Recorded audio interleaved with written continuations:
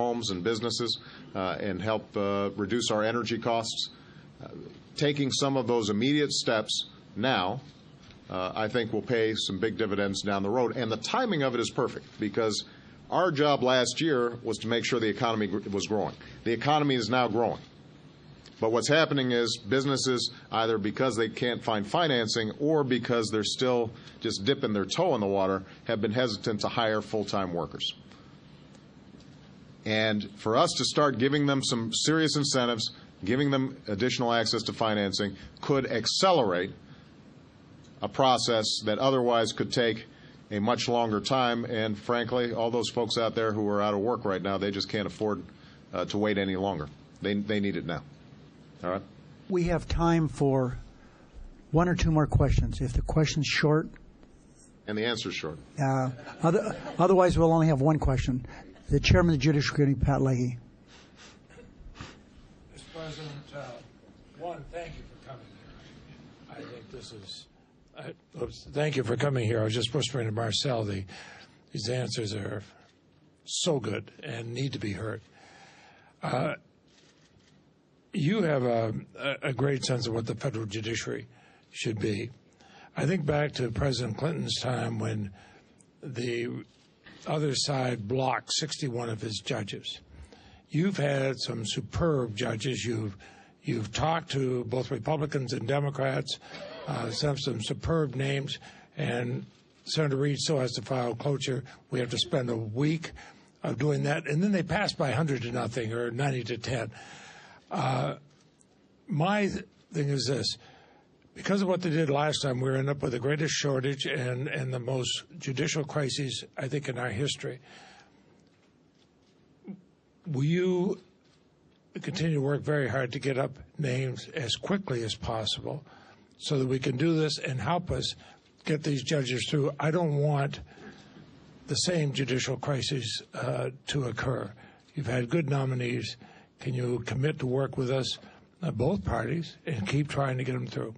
Good. Well, this is going to be a priority. Look, it's not just judges, unfortunately, Pat. It's also all our federal appointees. We've got a huge backlog of folks who are unanimously viewed as well qualified. Nobody has a specific objection to them, but end up having a hold on them because of some completely unrelated piece of business.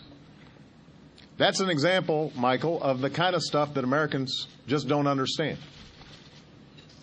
On the judges' front, we had a judge coming out of Indiana, Judge Hamilton, who everybody said was outstanding. Evan Bayh, Democrat, Dick Lugar, Republican, all recommended. How long did it take us?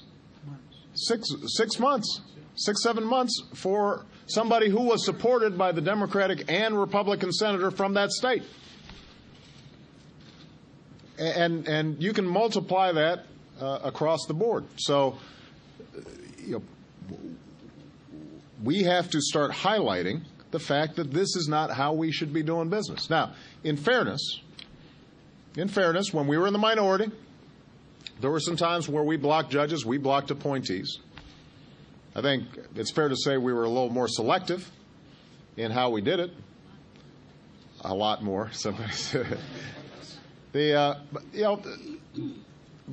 So this is an example of where I'm going to reach out to Mitch McConnell. I know Harry has as well. And I'm just going to say, look, if the government's going to work for the American people, I can't have the administrator for GSA, which runs every federal facility, all federal buildings all across the country. Here we are, we're trying to save billions of dollars, cut, waste. Claire McCaskill's been all on top of how can we audit our spending, and we could save billions of dollars in ending old leases that don't work or renegotiating them or consolidating buildings and efficiencies. But I don't have a GSA administrator, even though I nominated somebody who was well qualified several months ago, and nobody can tell me that there's anything particularly wrong with her. They're blocking her because of some unrelated matter. I don't know. You You guys may know better than I do. And that has to end. It has to end. And the American people want it to end.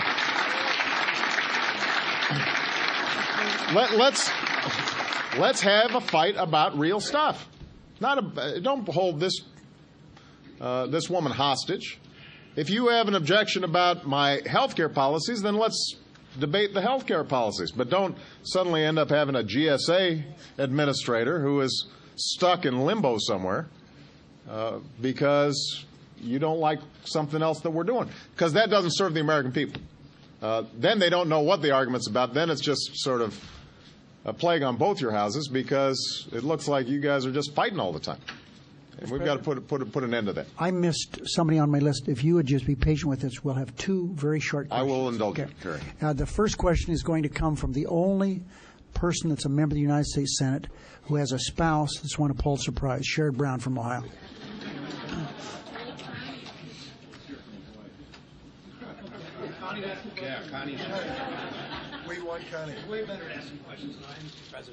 Thank you for joining us. Thank you for your visit to Lorain County, Ohio. A week and a half ago, first presidential visit to that county of 300,000 and since Harry Truman in 1948. It was a great visit. We had a great time. It was terrific. 10 miles from there at Oberlin College, one of the great private institutions of higher learning in this country. At Oberlin College, there was a building built there 7 or 8 years ago, fully powered by solar panels. It's the largest building. It was the largest building in any college campus in America like that.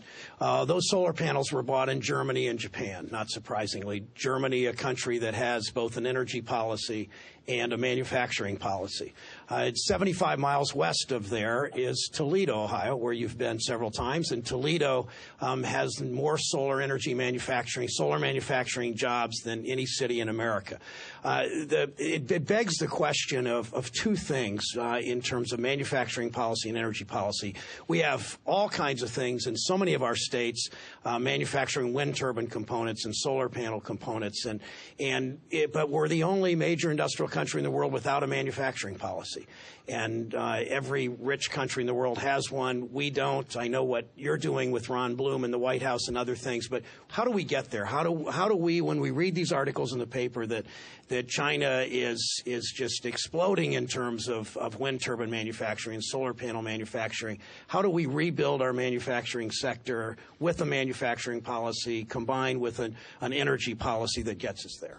I hope people had a chance to read that article that was in the New York Times, I guess last Sunday, talking about how China is not waiting, it is moving.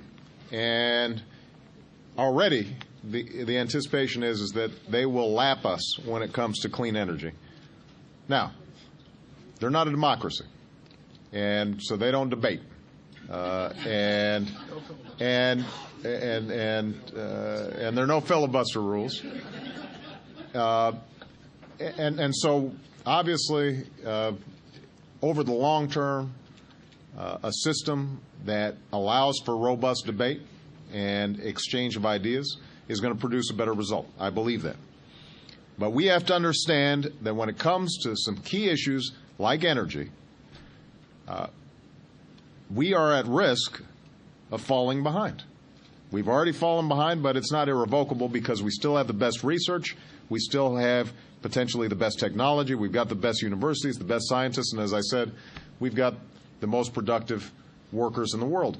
But we've got to bring all those things together into a coherent whole. Now, I think there are a couple of elements to this. One, in terms of manufacturing generally, you just mentioned Ron Bloom, who we put in charge of a manufacturing task force, is just issuing now a report to me about the direction we need to go to have some coordination when it comes to manufacturing. Now, this is not some big bureaucratic top-down industrial policy. It is figuring out how do we coordinate businesses, universities, government, to start looking at where are our strategic opportunities and then making those investments, filling holes that exist so that we can be competitive with what China's doing or what Germany's doing or what Spain's doing. And my hope